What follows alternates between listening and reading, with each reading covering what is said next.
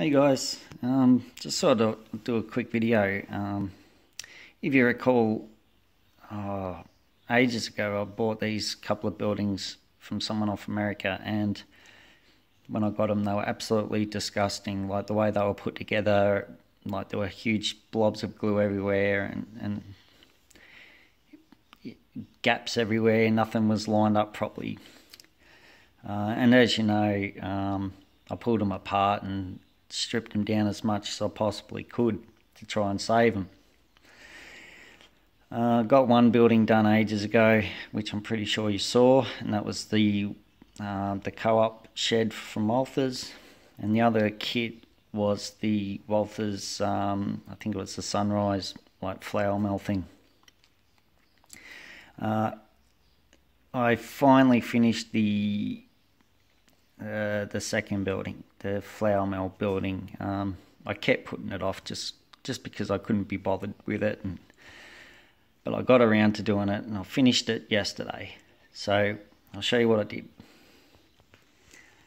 So that's the finished building there.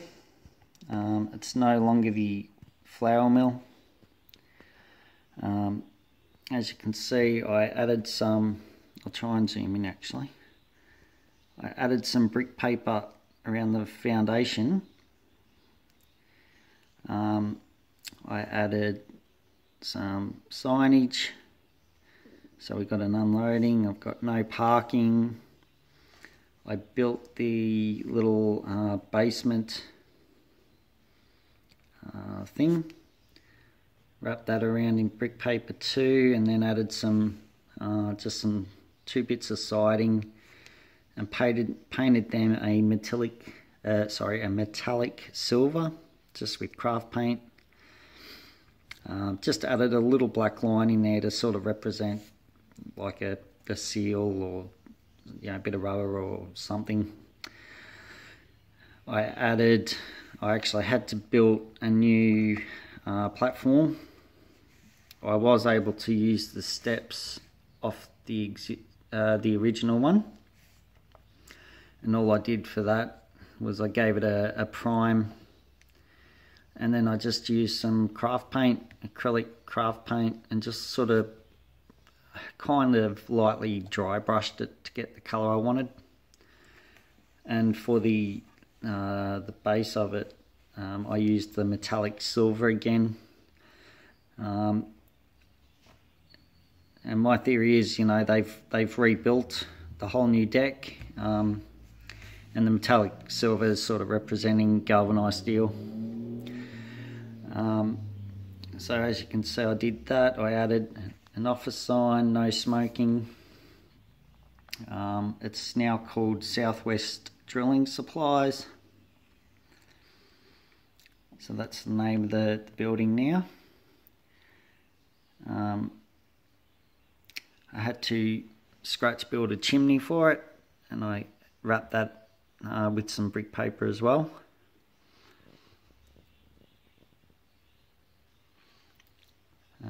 As you can see, I redid the roof, and that's it. The hardest part of the build, I think, was putting this veranda on. If you recall, the original owner of this building had the veranda glued up under the top of this, and it was in the wrong spot.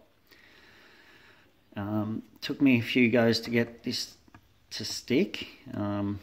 What I ended up having to do was, I don't know how well you'll see them, but I had to make some angle supports in under the roof, as you can sort of see on the end. So I did that. I've put all the window glazing in, new window glazing in. For this window here up the top, I just put some black construction paper on the inside so you can't see in. So yeah, there's the steps again. And I also put brick paper on the bottom here, just to simulate that they've completely redone it all as well. So that's the side view.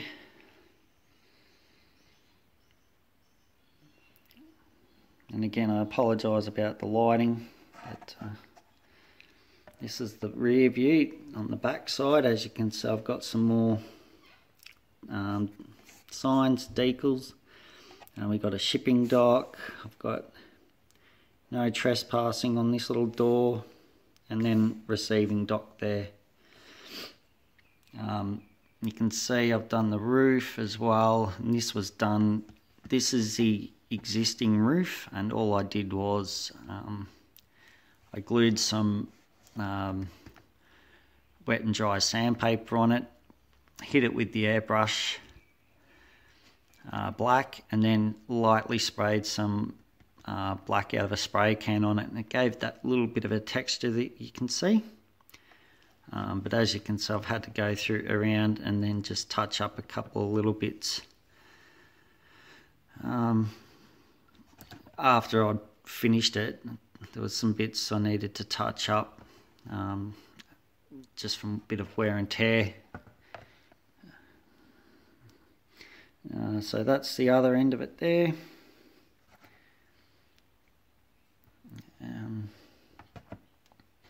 So I think it's turned out pretty good compared to what it was like. And what I did was I traced out on some styrene sheet and cut out a new base for it and stuck it all down. So now it's all together and solid.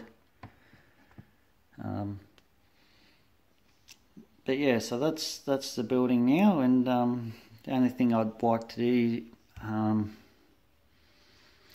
may consider adding some little downpipes running off those two little gutters. So I may do that, but then yeah, it's all that's left to do now would be just to add a couple little detail bits on there. But yeah, the build itself's finished finally. I mean, it's still not 100% perfect, but if you go back and look at the videos on how it was when I got it, you'll see that it's a huge difference. But yeah, so that's the building as it now sits. So, but anyway, I just thought I'd share that because this build's been, well, quite a long time since I've had it and since I've even done an update on it.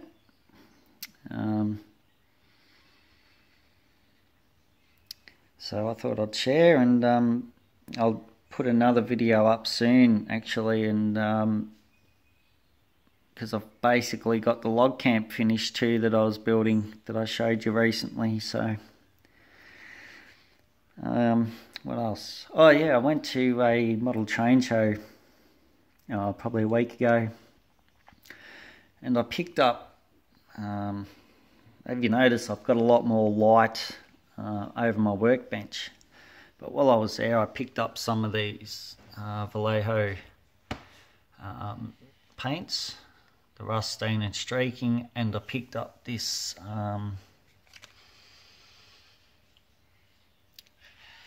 rust texture stuff, so I thought I'd try that. So I got them. I picked up another power cab starter set, and I'll turn it off.